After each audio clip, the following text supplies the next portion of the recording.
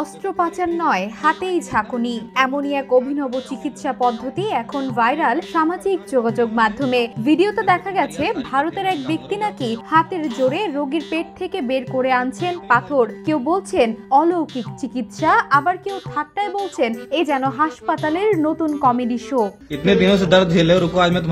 ধারণ করা হয় ভারতে 31 অক্টোবর। সেখানে দেখা যায় এক রোগী ব্যথায় কাতর হয়ে চিকিৎসকের সামনে বসে আছেন। চিকিৎসকও বেশ আত্মবিশ্বাসী ভঙ্গিতে রোগীর পেটে হাত বুলিয়ে অনুমান করছেন পাথরের অবস্থান। এরপর হঠাৎই ঝাঁকুনি, আর সঙ্গে সঙ্গে বেরিয়ে এসেছে ছোট ছোট পাথরের টুকরো। এই দৃশ্য সোশ্যাল মিডিয়ায় ছড়িয়ে পড়তেই সেখানে হাসির রোল পড়ে যায়।